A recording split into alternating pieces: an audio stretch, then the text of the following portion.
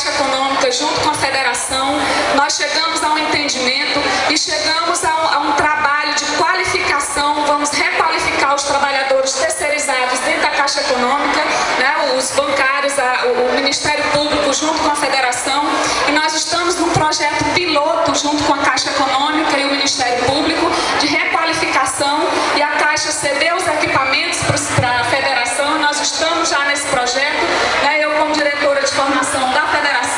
a gente está à frente desse projeto, e eu acho que a Caixa e os sindicatos bancários têm muito que aproveitar desse projeto piloto, e eu acho que assim,